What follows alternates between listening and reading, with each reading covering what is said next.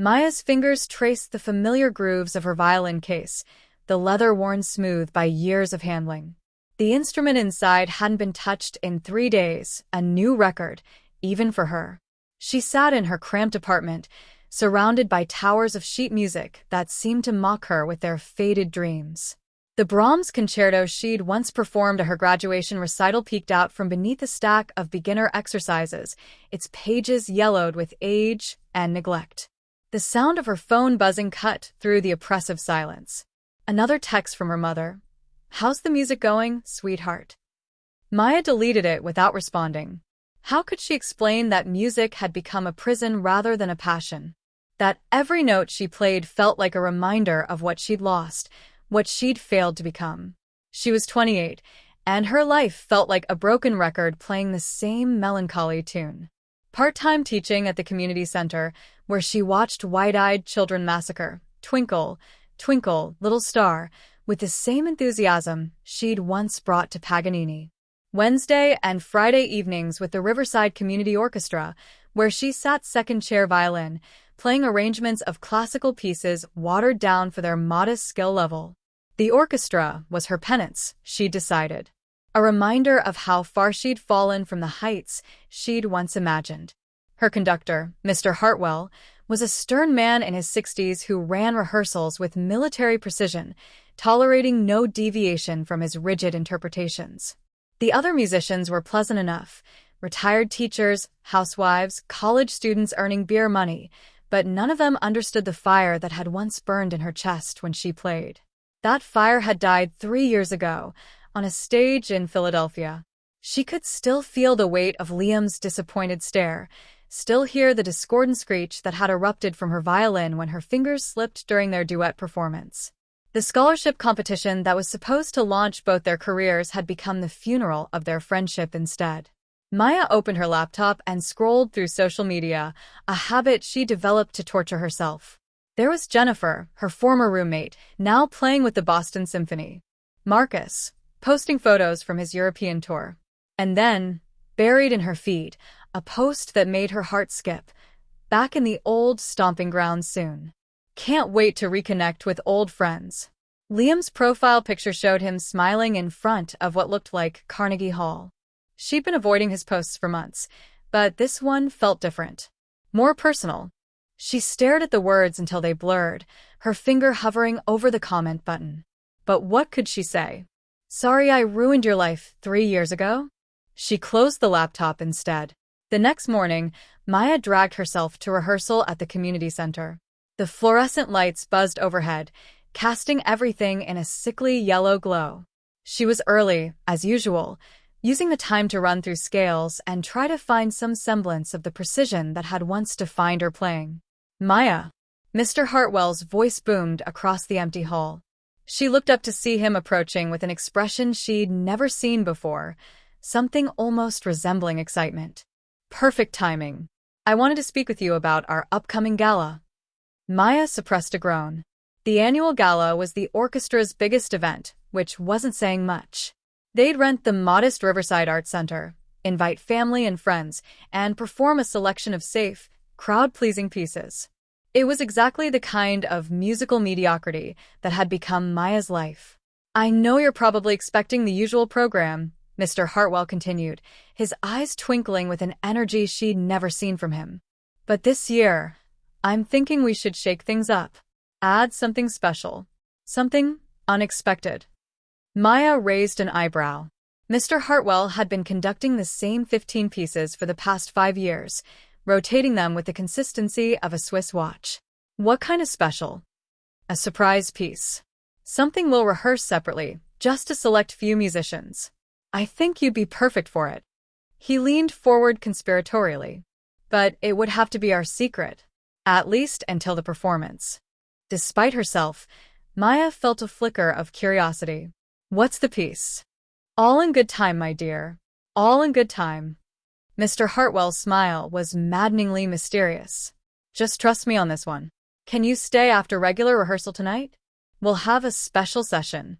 Maya nodded, though every instinct told her to run. She'd learned to be wary of surprises, especially musical ones. But something in Mr. Hartwell's manner suggested this wasn't his usual attempt at injecting excitement into their mundane repertoire. That evening, after their regular rehearsal of Mozart's Ein klein Nacht music, most of the orchestra packed up and left. Maya remained behind, along with 3 other musicians she didn't recognize. They were clearly skilled. She could tell from the way they handled their instruments, the casual confidence in their posture. But they weren't from the local music scene. She would have remembered faces like these. The woman, a violinist about Maya's age, smiled warmly when their eyes met. "I'm Sarah," she said, extending her hand. "I've heard so much about you." "Have you?" Maya's voice came out more skeptical than she'd intended. "I don't think we've met." "Not directly, no. But your reputation precedes you." Sarah's smile never wavered, though something flickered in her eyes that Maya couldn't quite read. The other 2 musicians, a cellist and a violist, introduced themselves with the same knowing warmth. They seemed to share some inside joke, exchanging glances that made Maya feel like she was missing something crucial. Mr. Hartwell emerged from his office carrying a folder of sheet music. "Excellent, everyone's here. Now, Maya, I present to you our special piece." He handed her the score with a flourish. Maya's breath caught as she read the title. Duet for 2 Hearts, a concerto for 2 violins. The composition was credited to L. Morrison, a name that sent a chill down her spine. But it couldn't be. Liam Morrison was touring Europe, posting pictures from concert halls she'd never see. He wouldn't be involved in something like this. "Where did you get this?" she asked, her voice barely above a whisper. "Does it matter?" Mr. Hartwell's eyes sparkled with mischief. "What matters is that it's beautiful. And it's perfect for you." Maya scanned the first page, and her heart nearly stopped. The opening measures were hauntingly familiar, a variation on the theme from her and Liam's final duet, the one that had ended in disaster. But this version was different, more complex, more emotional. It was as if someone had taken their broken melody and transformed it into something whole. "I can't," she said, thrusting the score back at Mr. Hartwell. I can't play this." "Why not?" Sarah asked gently. "It's a beautiful piece." "You don't understand." Maya's hands were shaking now. "This melody, it's from something I used to play. With someone I—" She trailed off, unable to finish the sentence.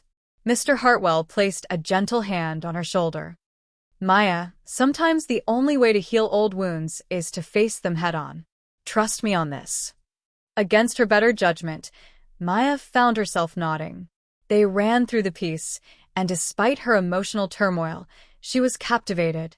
The music was extraordinary, weaving together familiar themes with new harmonies that made her heart ache with longing. It was as if someone had written the soundtrack to her lost dreams. Over the following weeks, Maya found herself looking forward to the secret rehearsals. The mysterious musicians, Sarah, David, and Elena, became familiar faces, though they remained frustratingly evasive about their backgrounds. They clearly knew each other well, finishing each other's musical phrases with the ease of longtime collaborators. More concerning was the way they seemed to know things about her. Sarah mentioned Maya's preference for German bows without being asked. David referenced a technique Maya had learned from her old teacher, Professor Williams, though she was certain she'd never mentioned him. Elena hummed a melody that Maya recognized as a warm-up exercise she'd invented in music school. "How do you know that?" Maya asked Elena after one particularly unnerving moment. Elena's face flushed. "Know what?" "That melody you were humming. I wrote it myself, years ago." "Did you?" I must have heard it somewhere." Elena's laugh was nervous, unconvincing. Maya began to notice other strange things. Mr. Hartwell, usually a stickler for punctuality, became oddly flexible with rehearsal schedules. Her usual music stand disappeared the week before the gala, replaced by a rickety substitute that forced her to stand in a different position on stage. She received texts from relatives she barely spoke to, wishing her luck with the big performance. The most unsettling moment came during their final walkthrough. Maya had stayed late to practice a particularly challenging passage when she heard laughter from behind a closed stage door. Her blood ran cold, It sounded exactly like Liam's laugh, the one that had once made her feel like she could conquer the world. She crept closer to the door, her heart pounding. The laughter came again, followed by a voice she couldn't quite make out. Maya pressed her ear to the door, but the sound had stopped. When she finally worked up the courage to look inside, the room was empty.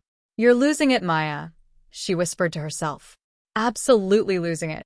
The night of the gala arrived with unseasonable warmth. Maya sat in the small dressing room backstage, staring at her reflection in the mirror. Her grandmother's violin lay open in its case beside her, the instrument that had started her musical journey 20 years ago. She'd almost left it at home, opting for her newer, more practical violin instead. But something had compelled her to bring it, as if the evening demanded her most precious possession. The first half of the concert proceeded exactly as expected. Maya played her parts mechanically, her mind elsewhere. The audience was surprisingly large. The Riverside Art Center was packed, with people standing in the back. She recognized some faces from the community, but many were strangers. During intermission, Maya retreated to the dressing room, her nerves frayed. The secret piece was scheduled for the second half, and she still didn't know who her duet partner would be. Mr. Hartwell had been maddeningly vague, promising only that all would be revealed. "Maya?" Sarah appeared in the doorway, her expression soft with concern. "Are you all right?" "I don't know if I can do this," Maya admitted. "This piece, it brings back too many memories." Sarah sat beside her, her presence surprisingly comforting. "Sometimes the memories we run from are the ones that can set us free." "That's easy for you to say. You don't know what happened." "Don't I?" Sarah's voice was gentle but knowing. "Maya, some mistakes aren't worth carrying forever. Some friendships are worth fighting for." Before Maya could respond, Mr. Hartwell's voice boomed through the backstage area. "Places, everyone. Second half is beginning." Maya walked to the wings on unsteady legs, her grandmother's violin clutched in her hands. The stage lights were brighter than usual, and she could hear the murmur of anticipation from the audience. Mr. Hartwell stepped to the podium, his usual stern demeanor replaced by something almost grandfatherly. "Ladies and gentlemen," he began, his voice carrying easily through the packed hall, "tonight we have something very special for you. Music, at its core, is about connection between performer and audience, between melody and harmony, between souls who share a common language that transcends words." Maya's heart began to race. This wasn't how Mr. Hartwell usually introduced pieces. "Tonight, we'll be performing the world premiere of a very special composition, written specifically for this moment, for this occasion, and for two musicians whose bond transcends time and disappointment." He paused, scanning the audience with twinkling eyes. The piece is called Duet for Two Hearts, and it tells the story of friendship, loss, and the redemptive power of music. Maya's hands began to shake. She gripped her violin tighter, her knuckles white against the dark wood. The composition was written by a young man who refused to let a single moment of imperfection eclipse a lifetime of beautiful music. A man who traveled thousands of miles to remind his dearest friend that some harmonies are worth preserving, no matter how long they've been silent. The audience was completely quiet now, hanging on every word. Maya could feel tears building in her eyes, though she didn't yet understand why. "Ladies and gentlemen, I present to you our first soloist, the composer himself, Mr. Liam Morrison." The world tilted. Maya watched in stunned disbelief as Liam walked onto the stage, violin in hand, his face radiant with nervous joy. He looked exactly as she remembered, taller than average, with gentle brown eyes and the same slightly crooked smile that had always made her feel safe. But there was something different about him now, a confidence that hadn't been there before. Their eyes met across the stage, and Maya felt 3 years of carefully constructed walls crumble in an instant. Liam's smile widened, and he mouthed a single word: surprise. But the surprises weren't over. As Liam took his position, other figures began emerging from the wings. Elena, David, and Sarah removed their orchestra disguises, revealing themselves as the friends Maya had lost touch with after music school. Professor Williams, her elderly mentor, appeared with tears in his eyes. Even Jennifer, her former roommate, stepped onto the stage with a knowing smile. Maya stood frozen in the wings, her mind reeling. This was impossible. This was a dream. This was the cruelest joke ever played, or the most beautiful gesture ever conceived.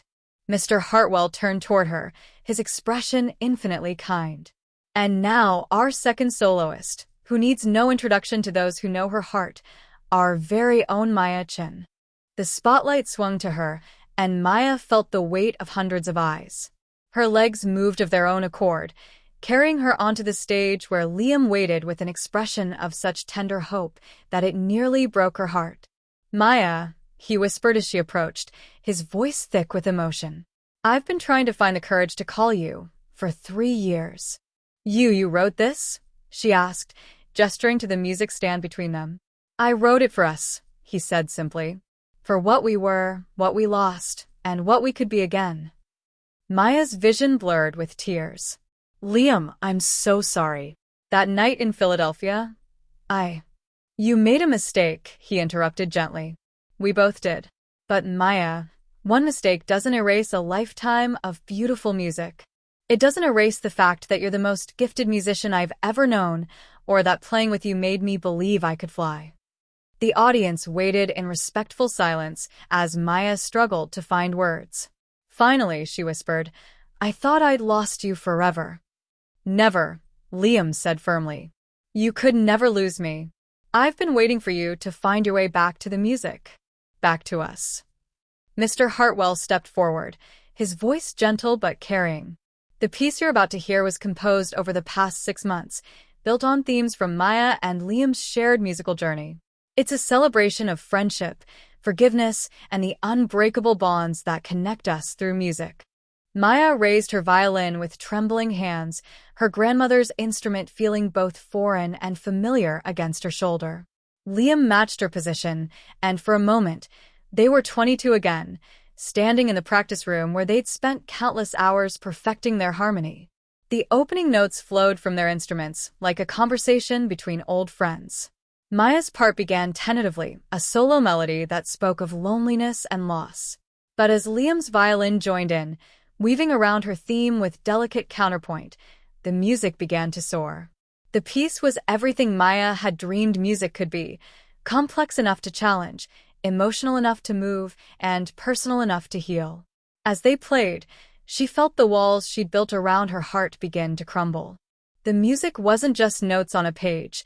It was the story of their friendship, their shared dreams, their painful separation, and their joyful reunion.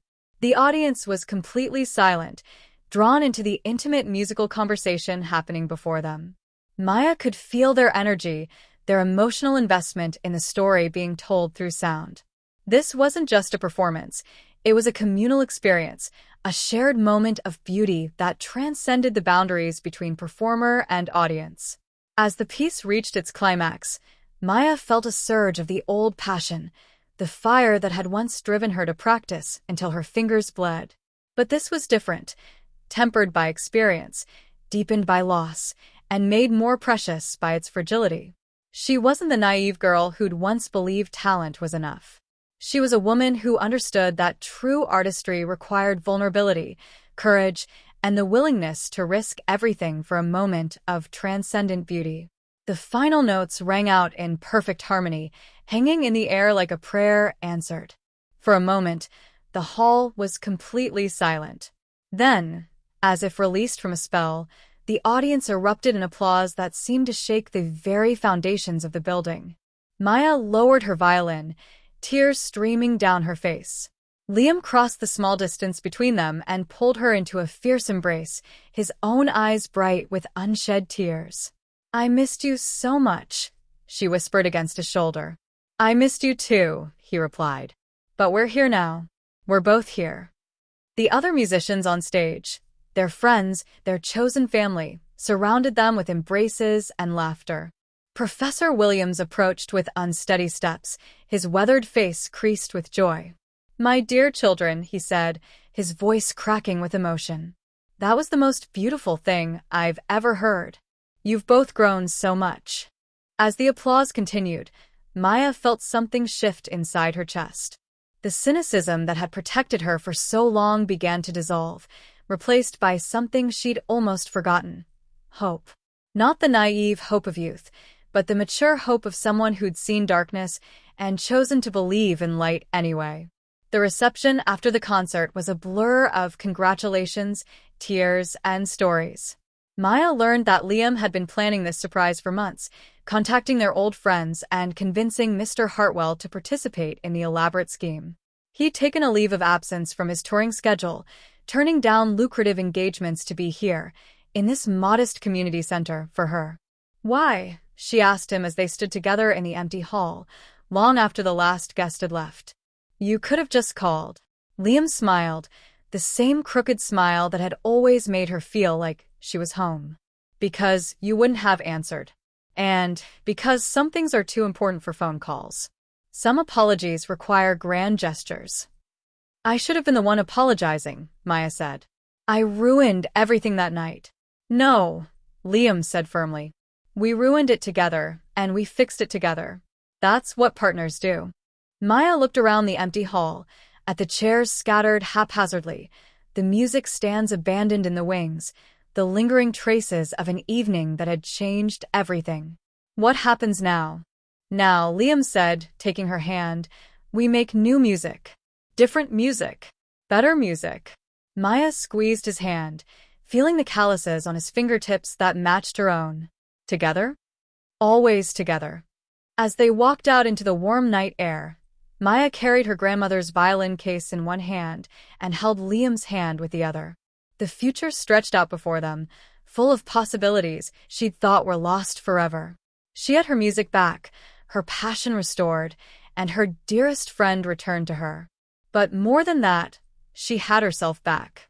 Not the frightened girl who'd fled from one mistake, but the woman who'd learned that redemption was always possible, that love was stronger than fear, and that the most beautiful music came from the courage to be vulnerable. The Riverside Community Orchestra's annual gala became the stuff of local legend. People who'd been there would tell the story for years, describing the night when two young musicians found their way back to each other and reminded everyone present why music mattered. The video, shakily recorded on someone's phone, went viral within days, spreading the message that some harmonies are worth preserving, no matter how long they've been silent. Maya returned to teaching with renewed passion, her students inspired by her obvious love for the music. She and Liam began collaborating on new pieces, blending their individual growth with their shared history. The community orchestra, bolstered by their success and the influx of new members inspired by the gala, began attracting attention from larger venues. But the most important change was smaller, more personal. Maya woke up each morning eager to touch her violin, to coax beauty from strings and wood and the ineffable space between notes. She was no longer running from her past or fearing her future. She was simply present in the moment, making music with the people she loved. The reunion had given her more than her friend back. It had given her the courage to believe in herself again, to trust that her voice, her unique musical voice, had value. She was no longer the girl who'd made a mistake. She was the woman who'd learned to transform mistakes into music, fear into beauty, and silence into song. And in the end, that was the most beautiful harmony of all.